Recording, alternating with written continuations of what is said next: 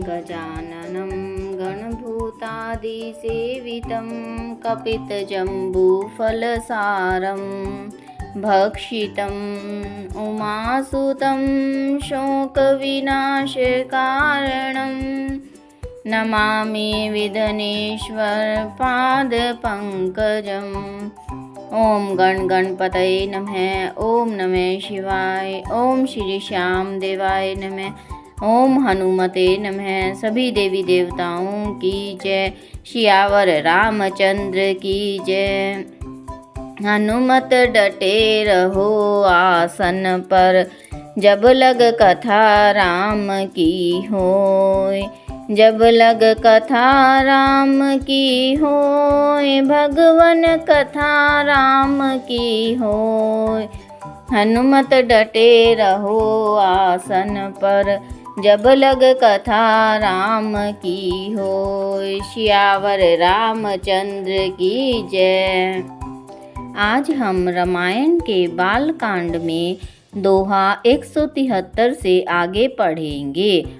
कथा शुरू करने से पहले मैं आपको रामायण की एक सिद्ध चौपाई के बारे में बताना चाहती हूँ, जिसका जाप करने से हमारे जीवन में आने वाले सभी प्रकार के दुख दूर हो जाते हैं। जब हमें लगता है कि हम हर जगह से हार जा गए हैं, तब यह चौपाई का जाप करना। जब निराशा चारों तरफ से घेर चुकी है, दुख आपका पीछा नहीं छोड़ रहा है, हर जगह आपको असफलता मिल रही है, सफलता दूर दूर तक दिखाई नहीं पड़ रही है, आपको लगता है अब कोई सहारा बचा नहीं है, तब इस चौपाई को बोल कर देखना।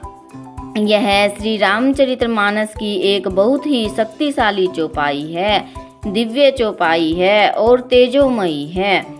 भगवान, जब हम इस चौपाई का जाप करते हैं, तब भगवान राम स्वयं आपके रक्षक बन जाएंगे।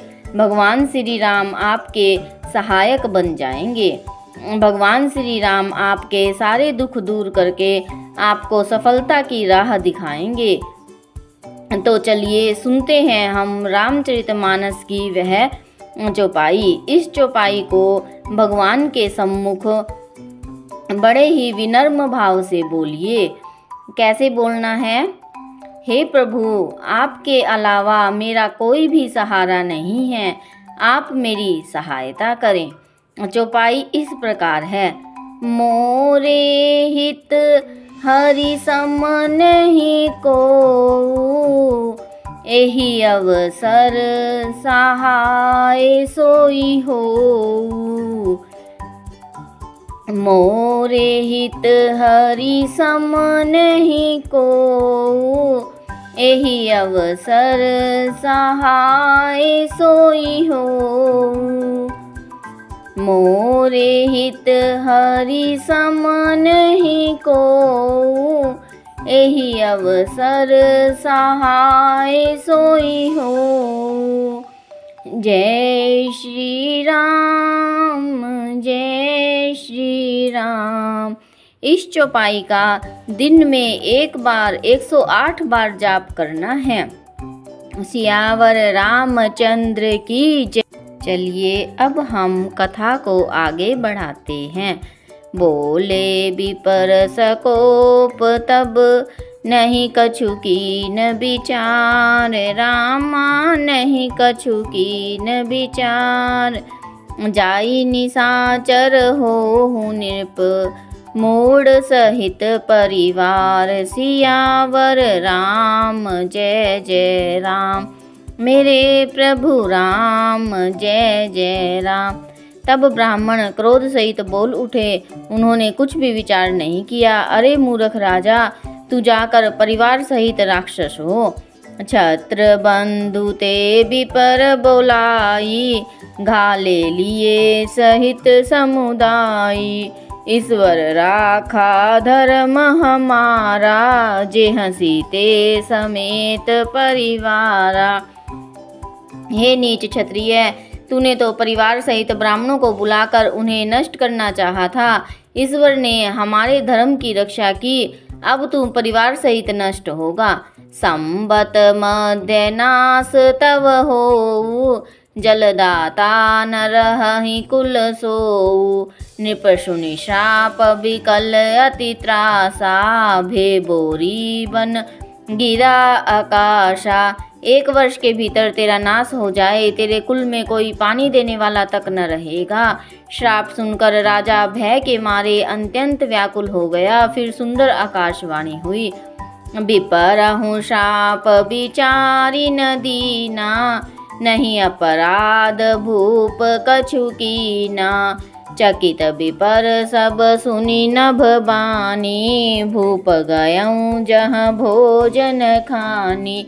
हे ब्राह्मणों, तुमने विचार कर श्राप नहीं दिया, राजा ने कुछ भी अपराध नहीं किया। आकाशवाणी सुनकर सब ब्राह्मण चकित हो गए। तब राजा वहाँ गया जहाँ भोजन बना था। तहन आसन नहीं विपर सुआरा, फिरेऊ राउ मन सोच अपारा। सब पर संग मही सुर न सुनाई, त्रसित परेऊ अवनी अकुलाई। देखा तो वहाँ न भोजन था, न रसोइया ब्राह्मण ही था। तब राजा मन में अपार चिंता करता हुआ लौटा। उसने ब्राह्मणों को सब वृत्तांत सुनाया और भयभीत और व्याकुल होकर वह पृथ्वी पर गिर पड़ा। भूपति भावी मिटई नहीं, जदपि न दूषण तोर रामा, जदपि न दूषण तोर।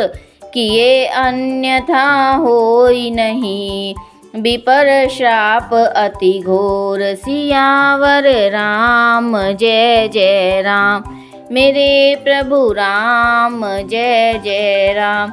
इस दोहे का अर्थ है कि हे राजन, यद्यपि तुम्हारा कोई दोष नहीं है तो भी होनहार नहीं मिटता। ब्राह्मणों का श्राप बहुत ही भयानक होता है, यह किसी तरह भी टाले नहीं टल सकता। अस कही सब मही देव सिधाए, समाचार पुर लोग न पाए। सोचहि दूषण देवहि देहि, बिरचत हंस काग किए जेहि। ऐसा कहकर सब ब्राह्मण चले गए। नगरवासियों ने यह समाचार पाया तो वे चिंता करके और विधाता को दोष देने लगे, जिसने हंस बनाते बनाते कौवा कर दिया। ऐसे पुण्यात्मा राजा को देवता बनाना चाहिए था, सो राक्षस बना दिया। उपरोहत ही भवन पहुँचाई, असुर तापस ही खबरी जनाई। तेहि खल जह जह पत्र पठाए, सजी सजी सेन भूप सब आए। पुरोहित को उसके घर पहुंचाकर असुर ने कपटवी तपस्वी को खबर दी। उस दुष्ट ने जहाँ तहाँ पत्र भेजे, जिससे सब राजा सेना सजा सजा कर दौड़ पड़े। घेरे नि नगर निशान बजाई, विविध भांति नित होई लड़ाई। जूझे सकल सुभट करी करनी, बंधु समेत परेऊ नृप धरनी। और उन्होंने डंका बजाकर नगर को घेर लिया। नित्य प्रति अनेक प्रकार से लड़ाई होने लगी। प्रताप भानु के सब योद्धा करनी करके रण में जूझ मरे। राजा भी भाई सहित मर गया। सत्य केतु खुल को नहीं बाँचा, विपर श्राप किमि होई असांचा। रिपुजीती सब नृप नगर बसाई, निजपुर गवने जय जसु पाई। सत्य केतु के कुल में कोई नहीं बचा। ब्राह्मणों का श्राप झूठा कैसे हो सकता था। शत्रु को जीतकर नगर को बसाकर सब राजा विजय और यश पाकर अपने अपने नगर को चले गए। भरद्वाज सुनु जाहि जब, होई विधाता बाम रामा, होई विधाता बाम। धूरी मेरु सम जनक सम, त्याहि ब्याल सम दाम। सियावर राम जय जय राम, मेरे प्रभु राम जय जय राम। इस दोहे का अर्थ है, याज्ञवल्क्य जी मुनि भरद्वाज से कहते हैं कि हे भरद्वाज सुनो, विधाता जब जिसके विपरीत होते हैं तब उसके लिए धूल सुमेरु पर्वत के समान भारी और कुचल डालने वाली, पिता यम के समान काल रूप और रस्सी सांप के समान काट खाने वाली हो जाती है। अर्थात विधाता की करनी को कोई नहीं जान सकता। जो विधाता ने लिख रखा है वह होके ही रहता है। काल पाई मुनि सुनु सोई राजा, भयउ निशाचर सहित समाजा। 10 सिर ताहि 20 भुज दंडा, रावण नाम वीर बरी बंडा। हे मुनि सुनो, समय पाकर वही राजा परिवार सहित रावण नामक राक्षस हुआ। उसके 10 सिर और 20 भुजाएं थी। वह बड़ा ही प्रचंड सूरवीर था। भूप अनुज अरिमर्दन नामा, भयउ सो कुंभकर्ण बलधामा। सचिव जो रहा धर्म रुचि जासु, भयउ विमात्र बंधु लघुतासु। अरिमर्दन नामक जो राजा का छोटा भाई था वह बल का धाम कुंभकर्ण हुआ। उसका जो मंत्री था जिसका नाम धर्मरुचि था वह रावण का सौतेला छोटा भाई हुआ। नाम विभीषण जेहि जग जाना, विष्णु भगत विज्ञान निधाना।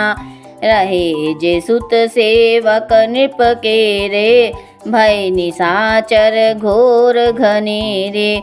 उसका विभीषण नाम था जिसे सारा जगत जानता है। वह विष्णु भगत और ज्ञान विज्ञान का भंडार था और राजा के पुत्र और सेवक थे वे सभी बड़े भयानक राक्षस हुए। काम रूप खल जिनस अनेका, कुटिल भयंकर विगत विवेका। कृपा रहित हिंसक सब पापी, वर्णि न जाहि विश्व परितापी। वे सब अनेकों जाति के मनमाना रूप धारण करने वाले, दुष्ट, कुटिल, भयंकर, विवेक रहित, निर्दयी, हिंसक, पापी और संसार भर को दुख देने वाले हुए। उनका वर्णन नहीं किया जा सकता। उपजे यद्यपि पुल सत्य कुल, पावन अमल अनूप। रामा पावन अमल अनूप, तदपि महिषुर शाप बस। भय सकल अघरूप, सियावर राम जय जय राम। मेरे प्रभु राम जय जय राम। मोरे हित हरि समन ही को, एहि अवसर सहाय सोई हो। हनुमत डटे रहो आसन पर, जब लग कथा राम की होय। कथा राम की होय, भगवन कथा राम की होय। हनुमत डटे रहो आसन पर, जब लग कथा राम की होय। इस दोहे का अर्थ है, यद्यपि वे अर्थात रावण, विभीषण, कुंभकर्ण पुलस्त्य ऋषि के पवित्र, निर्मल और अनुपम कुल में उत्पन्न हुए थे, तथापि ब्राह्मणों के शाप के कारण वे सब पाप रूप हुए, अर्थात बहुत भयंकर राक्षस हुए। कीन विविध तपति निहु भाई, परम उगर नहीं बरणी सो जाई। गयउ निकट तप देखी विधाता, मांगहु बर परसन मैं ताता। तीनों भाइयों ने अनेक प्रकार की बड़ी ही कठिन तपस्या की जिसका वर्णन नहीं हो सकता। तप देखकर ब्रह्मा जी उनके पास गए और बोले, हे तात, मैं प्रसन्न हूँ, वर मांगो। करी बिनती पद गही 10 सीसा, बोलऊँ बचन सुनहु जगदीसा। हम काहू के मरहि न मारे, बानर मनुज जाति दुई बारे। वे तीनों भाई अर्थात रावण, कुंभकर्ण और विभीषण कठोर तप करते हैं। उनके तप से प्रसन्न होकर ब्रह्मा जी उन्हें कहते हैं कि वर मांगो, मैं तुमसे प्रसन्न हूँ। तब वो कहते हैं कि रावण ने विनय करके और चरण पकड़कर कहा, हे जगदीश्वर सुनिए, वानर और मनुष्य इन दो जातियों को छोड़कर और हम किसी के मारे न मरे, हमें यह वर दीजिए। इसमें राम जन्म के कारण का भी वर्णन किया गया है कि राम ने धरती पर जन्म क्यों लिया था, क्योंकि उन राक्षसों ने ये वरदान मांगा था कि हम या तो वानरों से मरे या फिर मनुष्य से मरे। एवमस्तु तुम बड़ तप कीन्हा, मैं ब्रह्मा मिलिते ही बर दीना, पुनि प्रभु कुंभकर्ण पही गयाऊँ, ते ही बिलो की मन विष में भयाऊँ। शिव जी कहते हैं कि मैंने और ब्रह्मा ने मिलकर उसे वर दिया कि ऐसा ही हो, तुमने बड़ा तप किया है। फिर ब्रह्मा जी कुंभकर्ण के पास गए, उसे देखकर उनके मन में बड़ा आश्चर्य हुआ। जो एहि खल नित करब आहारू, होहि सब उजारी संसारू, सारद प्रेरिता सुमति फेरी, मांगे सी नींद मास सटकेरी। रावण को वरदान देने के बाद भगवान कुंभकर्ण के पास जाते हैं। कुंभकर्ण देह से बहुत ही विशाल और भयंकर था। उसको देखकर ब्रह्मा जी के मन में ये संशय उपज जाता है कि जो यह दुष्ट नित्य आहार करेगा तो सारा संसार ही उजाड़ देगा। ऐसा विचार कर ब्रह्मा जी ने सरस्वती को प्रेरणा करके उसकी बुद्धि फेर दी, जिससे उसने 6 महीने की नींद मांगी।